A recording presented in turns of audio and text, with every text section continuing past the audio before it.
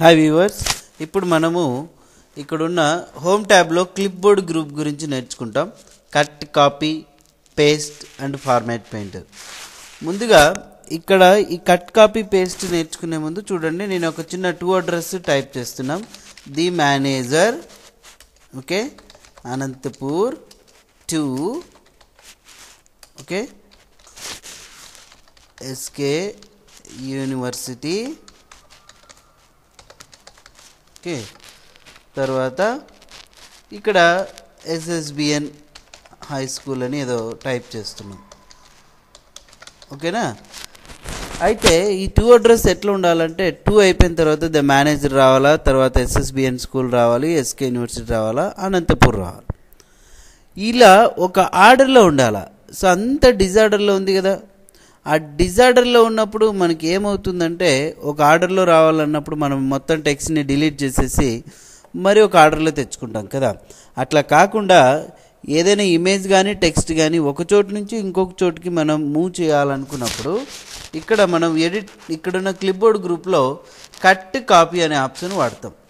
ఈ cut option ఎందుకు ఉపయోగపడుతుందంటే, ఏదైనా ఒక పర్టికులర్ సెలెక్టెడ్ టెక్స్ట్ లేదంటే ఇమేజ్ని సో మనం కట్ చేసామనుకోండి, చూడండి ఇక్కడ కట్ చేస్తున్నాం. కట్ చేసిన వెంటనే ఆటోమేటిక్గా ఆ టెక్స్ట్ అనేది రిమూవ్ అయిపోయింది, కానీ ఆ క్లిప్బోర్డ్లోకి స్టోర్ అయి ఉంటుంది అన్నట్టు. తర్వాత మీకు ఆ కట్ అయిన టెక్స్ట్ని ఎక్కడ కావాలనో అక్కడ సెట్ చేసుకోండి.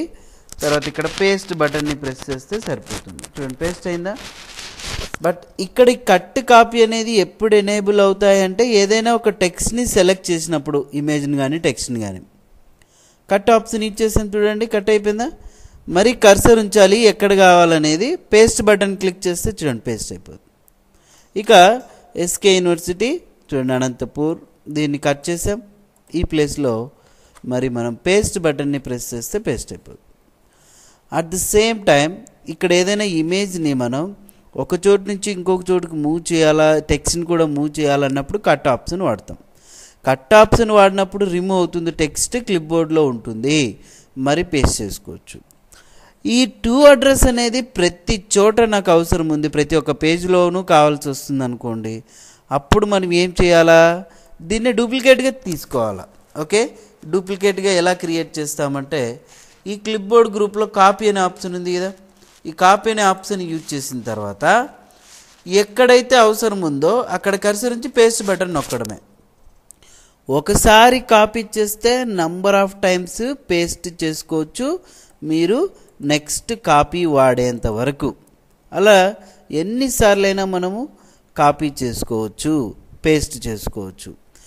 కట్కేమో షార్ట్కట్కి చూడండి Ctrl+X ఇక్కడ చూపిస్తుంది, కాపీకి Ctrl+C, పేస్ట్కేమో Ctrl+V. ఓకే, సో ఇప్పుడు నేను ఇక్కడ చూడండి, మీరే చెప్పగలుగుతారు. నేను అంజి అని టైప్ చేశాను, తర్వాత ఈ ప్లేస్లో ఐశ్వర్య రాయ్ అని టైప్ చేశాను. ఓకే, అయితే ఇక్కడ ఇందులో అంజి తర్వాత ఐశ్వర్య రాయ్ అనేది రావాలి. పొరపాటుని ఇక్కడ టైప్ చేసాం, అప్పుడు ఏం చేయొచ్చు చెప్పండి, కట్ ఆప్షన్ వాడాలి. ఎస్, కట్ షార్ట్కట్కి Ctrl+X కదా, కట్ వాడాం. మరి ఎక్కడ కావాలా కర్సర్ ఉంచండి. కట్ చేసిన తర్వాత పేస్ట్ బటన్ నొక్కితే చూడండి పేస్ట్ అయింది. పేస్ట్ షార్ట్కట్కి Ctrl+V. ఇప్పుడు అంజి ఇక్కడ ఉన్న ఈ 2 పేర్లు ప్రతి ఒక్క అడ్రస్ పైన ఉండాలన్నప్పుడు మనం అప్పుడు ఏం చేయాలా, సెలెక్ట్ చేస్తాం, కాపీ చేసి పేస్ట్ చేయడమే. ఒకసారి కాపీ చేస్తే ఇంక నెంబర్ ఆఫ్ టైమ్స్ పేస్ట్ చేసుకోవచ్చు. అలా ఈ కట్, కాపీ అనే ఆప్షన్స్ మనకు బాగా ఉపయోగపడతాయి. ఓకే, నెక్స్ట్ ఇప్పుడు ఈ టెక్స్ట్ని మనం సెలెక్ట్ చేసాము, కొన్ని ఫార్మాట్స్ అప్లై చేసాము. Font colour, again font type మార్చాము, తర్వాత ఫాంట్ సైజ్ పెట్టాము, బోల్డ్, ఇటాలిక్, అండర్లైన్, ఇవన్నీ కూడా చేసాం.